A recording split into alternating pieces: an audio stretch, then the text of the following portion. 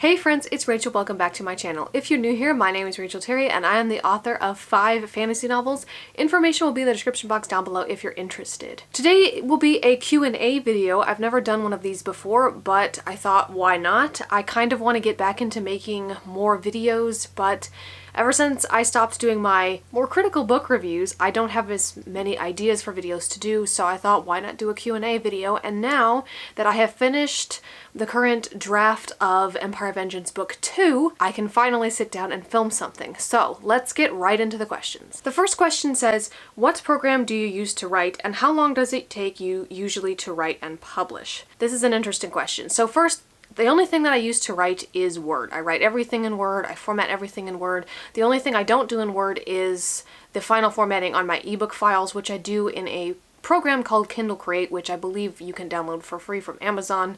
And since my ebooks are exclusive to Amazon, I don't have to worry about the file type fighting with the vendors and everything, because I just use a KPF file for Amazon, and I think that's Kindle exclusive, but you can also do EPUB files through that. But everything else is just Word. I love Word, I've grown up with Word, and I just find it so easy to use.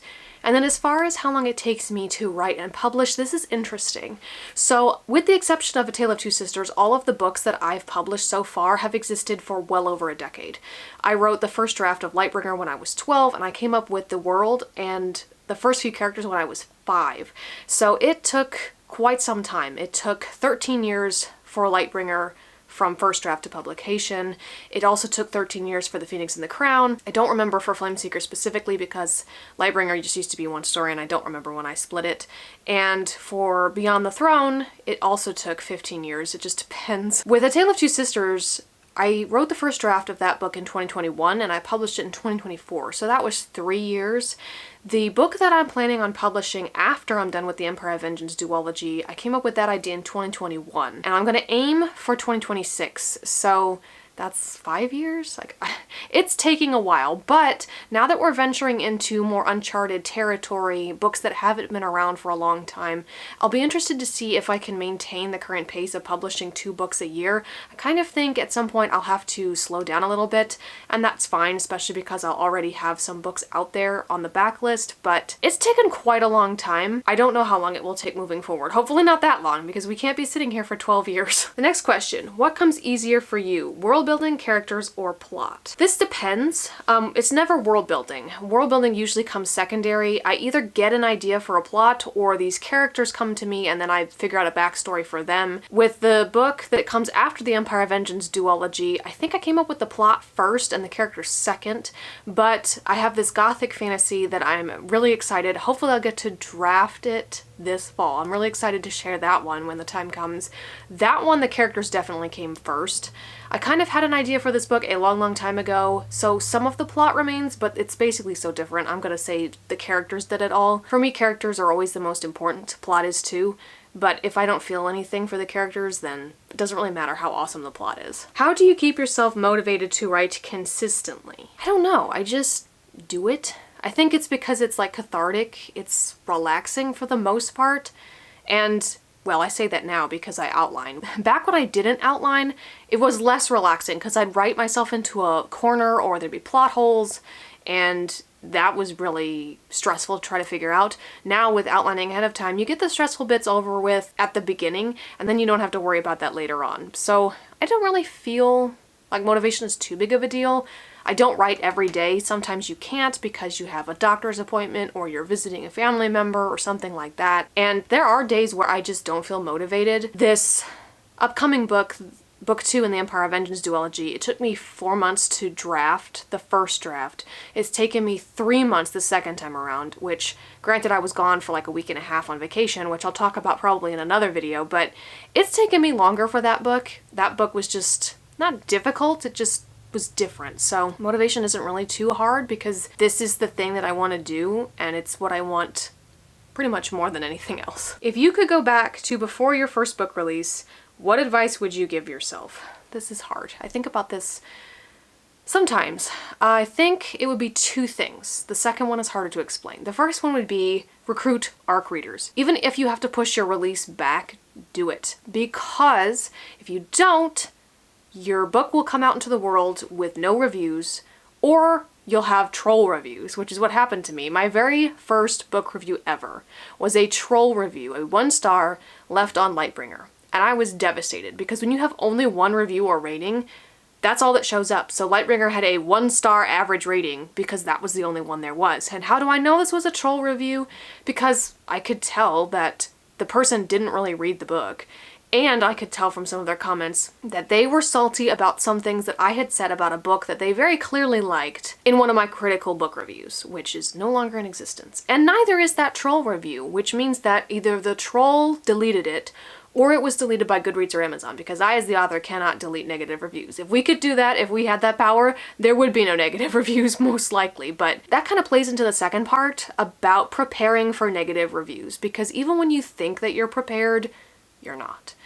And I know it's not a personal attack, at least usually it isn't. They're not attacking you, they're critiquing the book. But because this is a piece of your heart and soul that you put so much work into, it feels like a personal attack. And actually, I'd rather they personally attacked me because I feel like I could handle that so much better, because it's frustrating. And when your book doesn't land and you've done the best that you can, especially because I always go back to, like, I believe in my books. I wrote the books the best that I could, and I believe that they are good, no matter what somebody else says about that. But if you hope to make money from your writing, you need the public to think that your books are good too, and you can't control that.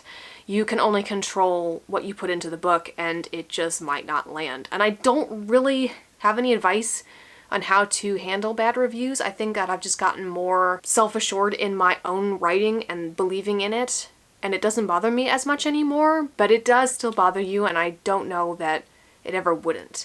But just be prepared for that, because it will happen. No book is for everybody.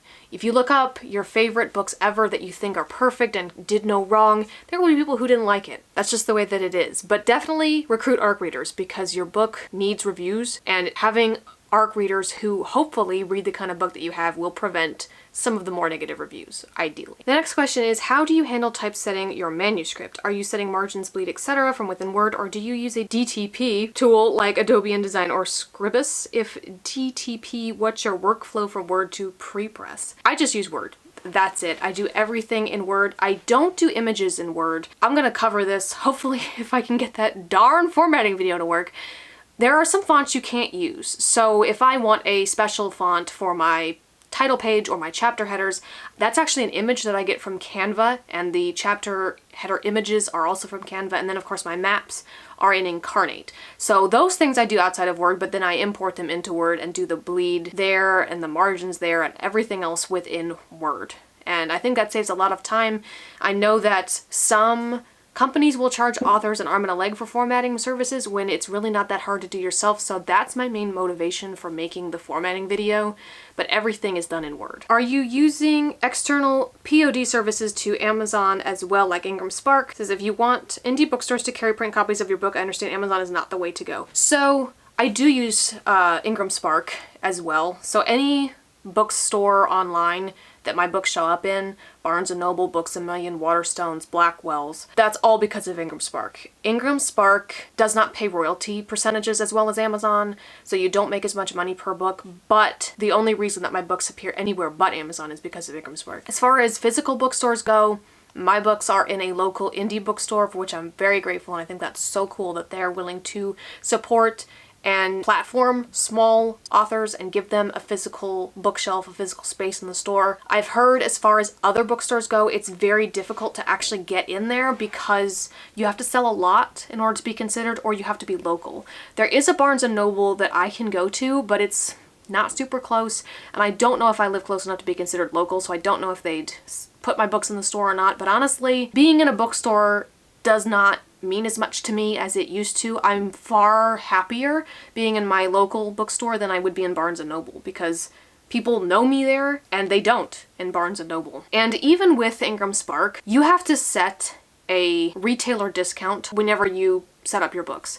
And this is a quite high percentage. Every time I upload a new book to Ingram Spark, the percentage just seems to get higher and higher. And if you don't set it high enough, the bookstore might not carry your book. And then if you enable returns, which means that if books don't sell or they're returned by somebody who bought them, you're out of pocket for that. That's just not cost effective. making the discount as big as the retailers want and then enabling your book to be returnable is just not financially sound for most indie authors, and this means that you're probably not going to get into the bookstore anyway, especially if you don't allow your books to be returnable. I say just destroy them. I hate that option. I hate the sound of that, but I cannot eat that cost. Absolutely not. So it's not very likely that I'm going to get into a bookstore regardless of what I do, and honestly, I'm okay with that. Would you recommend different discount tiers on separate ISBNs? Like a standard 6x9 by Amazon and Ingram at a 40% discount US versus a cheaper 5.25 by 6 pocket paperback on a different ISBN at a 55% discount for indie bookstores. I didn't even know this was a thing, to be honest, and then there are people who are like, oh, just use the free ISBN or buy that. Like, there's a big debate about should you use the free ISBN or should you buy one. I bought mine, so because I plan on publishing lots of books, so I think that was worth it for me, and I don't use different ISBNs for different sizes or the discounts. It's like, I don't really care about that. So it's just going to be the cost that it's going to be for the editions. Like, my paperbacks are cheaper than my hardbacks, and nobody buys those anyway, but I like to offer them. If the paperback prices are different, it's page count. For example, the Guardians Duology is listed at $14.99 on Amazon, whereas all my other paperbacks since then are $16.99, and that's because they're thicker books and they cost more to print, so I make less money per book if I don't increase the price. Is setting up an audiobook part of your workflow? A lot of indie authors are doing that because so many people buy and listen to them these days, more so than even print or ebooks. Oh, audiobooks. I have nothing against audiobooks. I want to start out by saying that. Some people say audiobooks aren't real reading. Personally, I couldn't care less. If you're consuming books, if that's what works for you, that's great. I know audiobooks are also great for some people who have dyslexia or have bad eyesight. I think it's great. Personally, I don't like listening to audiobooks. I can't focus. I know some people listen to them when they're like doing dishes or the laundry, but I can't not do that. I have to literally like sit down and listen to what I'm like. I have to pay attention to what I'm listening to. And if I'm reading something when I'm listening to something or somebody's talking to me, I'm always for some reason going to focus on what I'm reading, and I do not hear what is being said, and I tune out. So I do not like audiobooks. I listened to one audiobook all of last year because I could not get the physical book from the library, and that was the only reason that I did it.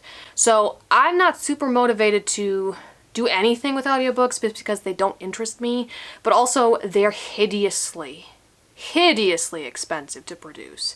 There's no way in heck at the moment that I can justify that kind of cost, and I don't think even with the popularity of audiobooks I'd get my money back. I have had people ask me if they're on audio or if there's any plans for audio, and unfortunately, no. I have thought about doing it myself, but the more I think about it, the weirder it gets, and then of course you have to edit it yourself. It has to fit the specifications. I'm also not a voice actor.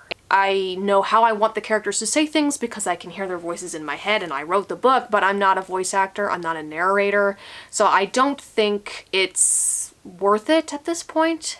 And maybe that would change. One thing I did notice on my Kindle dashboard is it told me I am eligible for, I forget what it's called exactly, but it's Amazon's semi-new AI narrator program, where if you have an ebook through Amazon, you can use their AI narrator to have an audiobook generated. And I think the samples that I heard, it didn't sound too bad. It didn't sound too robotic, but AI is such a contentious topic, and regardless of how you feel about it, I don't think it's worth doing that, so I'm not going to do that either, which means that there won't be any audiobooks for the foreseeable future because my books haven't made their money back as it is, to be completely honest with you. The Guardians Duology might have by now because they were the cheapest to make, but these suckers up here definitely haven't, so no audiobook until they've made their money back at the very least. And we're not going to use the AI one even though it's free so far as I know, so unfortunately, no. Do you use Kindle Select on new release and then phase it out for wide release, or do you recommend not doing that because it requires exclusivity? So, funnily enough, I've thought about this a lot. I have all of my books in KU, and they've been in KU basically from the beginning. I've thought about taking them out and going wide because some authors have been doing that, some say there's more success in that. There's also the threat of if your Amazon account goes down, your ebooks are all gone too. I'm not so much worried about that, even though that would be very bad, because at least with Ingram Spark, my physical books are in more places than just Amazon. I'm not relying on just them. And of course there was the Amazon boycott earlier this year, and for all I know, they could still be calling for it to keep going. So that wasn't great. That hurt a lot of indie authors I know. But I'm not going to take them out of KU simply because this month, May, it's like May 30th when I'm filming this, it won't be by the time you see it, but I sold 0 books this month, with the exception of some pre-orders from Beyond the Throne. But other than that, I sold 0 books the entire month. In fact, I hadn't sold a single book since April 15th, which means that my entire income for the month of May, it's never great anyway, whether I sell books or not, but all the money I made in May came from KU, with the exception of the pre-orders from Beyond the Throne, the very last day of May. And May was one of my best KU page reads ever. I had a total of about 7,000 something page reads in all of 2024. In just May, I had over 3,000. So that was amazing. And what they say about people posting about your books is really true, because I had somebody post about the Atlas Sea duology, so both The Phoenix and the Crown and then A Tale of Two Sisters. So that really made that month in KU what it was, because I had people reading both of those books like crazy, and it was so cool to see A Tale of Two Sisters finally show up, because that was more of a quiet release and it hadn't really been gaining any traction, so that was really cool. That was all because of KU. And it is true, I think, when they say that KU readers won't read books that are not in KU. Even though they read my books, maybe they even liked them, if they weren't in KU, those readers never would have picked them up. That's just how it goes. They wouldn't have bought it outright. But because my books were in KU, even though I didn't sell any books, I still made money because of that. And that's the main reason why I'm not going to take them out. I don't have wild success in KU. I don't think I write the kind of genres that would generate wild success in that, but it's better than nothing, and I think that's what I would have had without it. Okay, I think that's all the questions. If I missed anything, I'm really sorry. Leave them in the comments down below, and if you have any additional questions, feel free to leave those in the comments as well, and I will do my best to answer them. Thank you all for watching. If you enjoyed this video, feel free to leave a like, comment, and subscribe so you don't miss out on any future content. My name is Rachel Terry. I am the author of 5 fantasy novels, and I will see you in the next video. Bye!